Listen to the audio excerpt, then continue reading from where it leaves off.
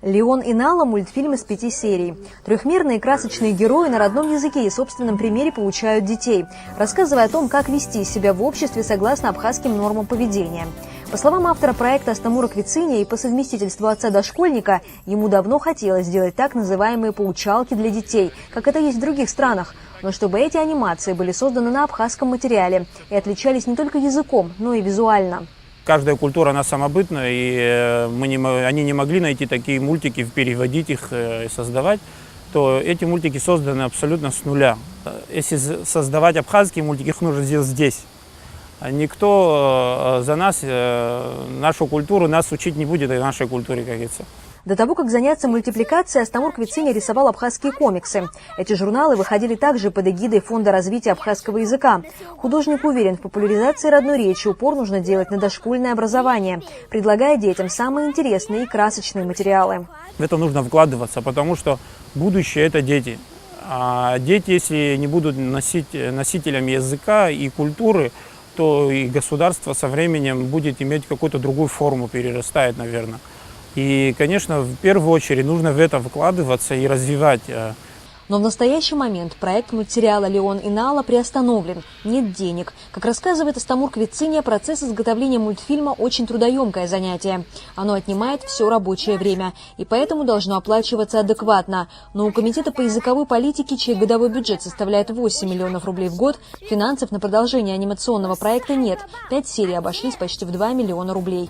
Арта мультфильм тыцна хьяна ханалгаш таххан падат цардар хтахит харги рафтарги дазхьяна хас синтопи ашуксыз яхзалам галадзит бюджет маджер хьяна избанзер хм падаси пшиго мультфильм кварт ари дубляж мацарадзем хилишс физипш чцье пцо мультфильм ахпси хайду харджи хайратшаназен амтала инахклит хгугуит хабхqa иқалару баси пшицхрара хазту финансла хункарагана халома агис хатала джцхра ратра итахнуда ныкала хымпада юнапыкла хадглода баси пшиго проект. Комитет по языковой политике финансируется только за счет госбюджета. По словам Тамила Аржба, она заметила, что у коммерческих предприятий и меценатов нет интереса к комитету и его деятельности, а запрос на проекты на подобные мультфильмы про Леона и Налу в обществе есть. Но, как говорят создатели абхазского мультика, 5 серий – это капля в море, и большого эффекта от них ожидать нельзя. Такого плана мультфильмы, они обучающие именно, да, они, в них мало смысла, если их мало по количеству. Они должны иметь огромный какой-то цикл, там, не знаю, 50 мультфильмов, я не знаю, например, там 100. Почему нет?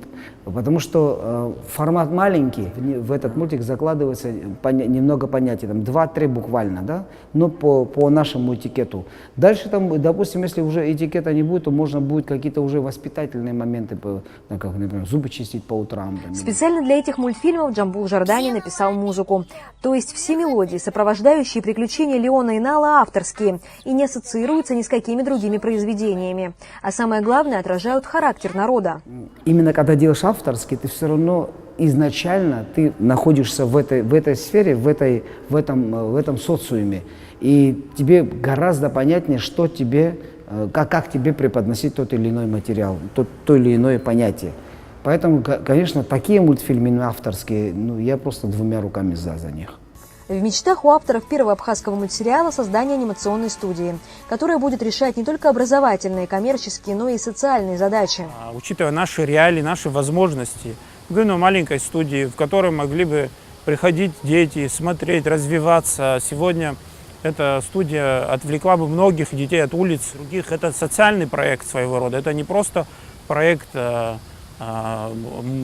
анимационной студии. Мы бы и социальными делами занимались бы продвижением и развитием абхазской культуры и языка. Но в настоящий момент, пока государство не видит интереса в продвижении подобных проектов, авторы Леона и Налы заняты другой работой. Джамбул Жардани в театре, а Астамур Квициня заинтересовал мультфильмом московских заказчиков и теперь работает над обучением этикету российских детей, хотя в силах помогать родине, если родина захочет. Марианна Котова, Эдуард Аракелян, Абаза ТВ.